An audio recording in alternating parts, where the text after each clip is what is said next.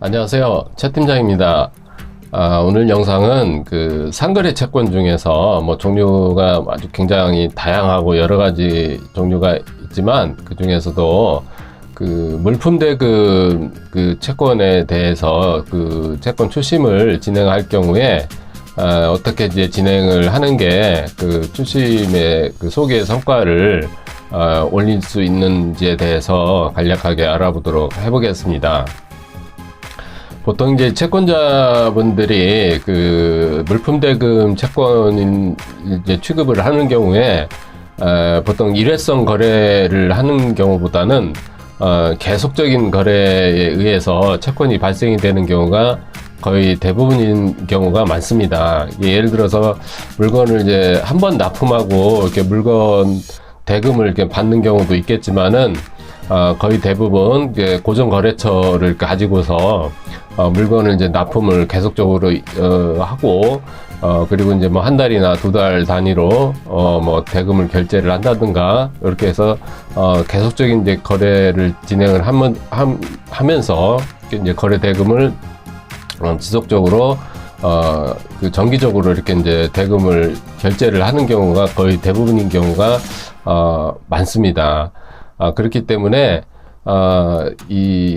사실 이제 어떻게 보면 채권자 입장에서 봤을 때는 그 거래 대금이 한 번, 두 번, 이렇게 세 번 이제 연체가 되는 경우에는 바로 이렇게 채권 출심에 들어가기가 사실 쉽지만은 않습니다. 왜 그러냐면은 이 거래처이다 보니까 그 바로 이렇게 채권 출심이나 또는 뭐 상당히 좀 강한 독촉 행위라든가 또는 뭐 법적 절차를 밟아서 이렇게 채권 출심을 강력하게 들어간다고 하는 것 그 자체가 상당한 그 어떻게 보면 압력으로 작용을 하기 때문에 쉽지가 않습니다. 왜 그러냐면 이제 그러다 보면은 거래처가 이제 끊기는 경우도 있겠죠. 뭐 결국에는 만약에 그렇게 해서 돈을 회수를 만약에 한다고 선쳤을 때는 다시 또 거래를 트기가 그 거래처하고는 사실 어려운 경우가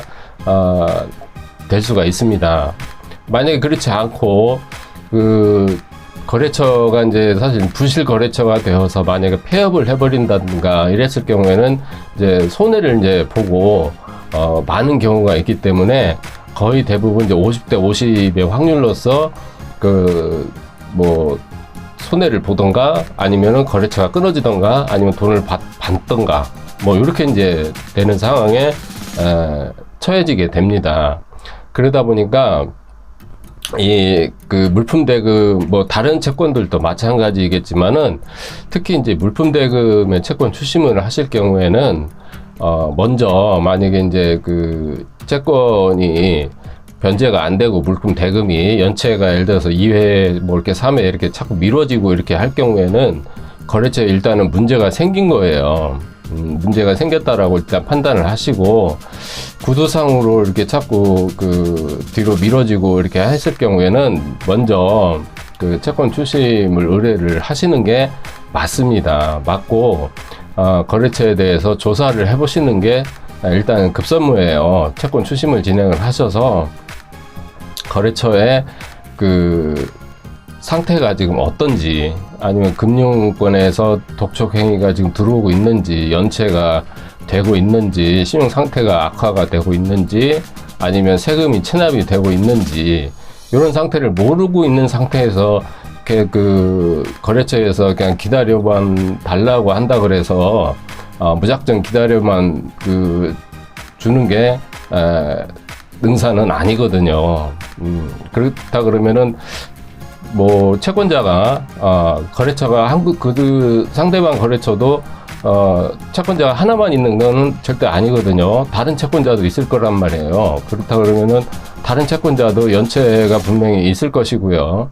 그렇다 그러면 다른 채권자가 먼저 법 처리를 한다든가 그렇게 해서 강제 집행이 들어온다 그러면은 그나마 있던 변제 자력도 그 다른 채권자가 먼저 그 강제 집행을 해서 그 채무자로부터 돈을 가져가 버린다 그러면은 선의로 기다려준 채권자는 그만큼 돈을 그 변제를 못 받는 그런 손해를 감수를 해야 되는 것밖에는 안 됩니다. 결국에는. 그렇기 때문에 이렇게 이제 채무자가 만약에 변제를 약속을 찾고 이렇게 딜레이를 하고 2회, 3회 이렇게 늦춰주고 할 때는 기다리지를 마시고 그 신용정보 회사라든가 이런 전문 기관에다가 채권 추심을 의뢰를 하셔서 추심도 진행을 하시되 먼저 신용조사를 먼저 선행을 하셔서 그 채무자의 상태, 즉 신용 그 등급이라든가 몇 등급으로 지금 되어져 있는지, 그 다음에 연체, 금융기관에 연체가 지금 되어져 있는지, 무량한지, 아니면 뭐 세금이 체납이 돼 있는지, 왜 연체가 되고 있는지 이 원인을 알아야 될 거 아닙니까? 그리고 만약에 신용 등급이 안 좋고 이렇다 그러면 빨리 추심을 진행을 해야 되는 게 맞는 거고요. 그리고 또 만약에 신용 불량이고 이렇다 그러면은 뭐 당연히 그 폐업으로 가는 수순을 밟는 수밖에는 없는 거예요, 사실. 그리고 또 신용이 우량한데도 돈을 안 주고 있다 그러면은 그거는 악덕 채무자입니다. 그렇다 그러면은 기다릴 필요도 없어요. 바로 법 조치해서 강제로 돈을 뺏어 와야 되는 것밖에는 방법이 없는 겁니다. 돈 있는데도 왜 돈을 안 주고 있는 거예요, 그거는. 우선순위가 벌써 틀렸다는 얘기예요. 그렇죠.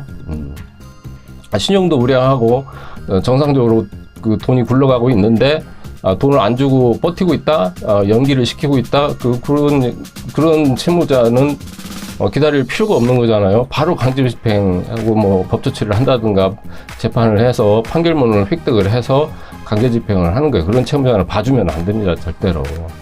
그렇기 때문에 향후라도 물품 대금이나 이런 그 채권이 연체가 되고 이렇게 했을 때는 바로 무슨 이런 신용조사라든가 이런 걸 거치지 않고 법 조치를 하는 게 아니고 무조건 그냥 법 조치만 해서 그 뭐 지급명령이나 민사소송을 제기를 하시는 게 아니고 신용조사를 먼저 한 다음에 거기에 맞춰서 지급명령이나 민사소송을 제기를 해서 거기에 맞게끔 처방을 하는 게 맞는 것이지, 그러니까 무조건 우리가 병원에 가서도 마찬가지잖아요. 병원에 가서 의사한테 진찰을 먼저 받고 이게 감기인지 아니면 소화불량인지 아니면 뼈가 부러졌는지 이런 걸 먼저 진단을 먼저 받고 나서 약을 먹을 건지 주사를 맞을 건지 아니면 수술을 해야 되는 건지 이렇게 처방이 나오는 거하고 똑같은 겁니다.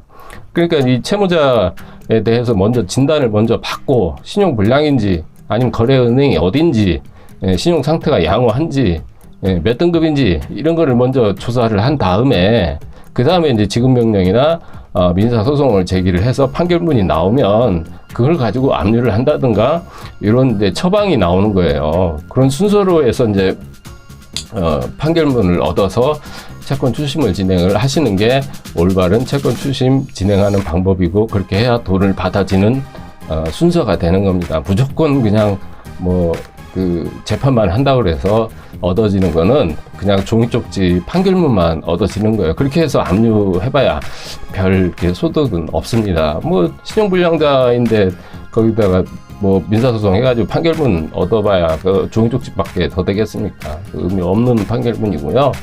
그리고 거기에 대해다가는 그 의미도 없는 그 재산 명시 신청 같은 거 그 법무사가 이제 그런 거 하라고 자꾸 부추기고 이렇게 하는데 그거 집에 안에 있는 살림도구 몇 개 갖다 신고하고 끝나는 거거든요. 그런 거 해보셔야 별 의미 없어요. 그러니까 그렇게 하시지 마시고 신용조사를 먼저 선행을 하셔서 하는 게 맞는 내용입니다.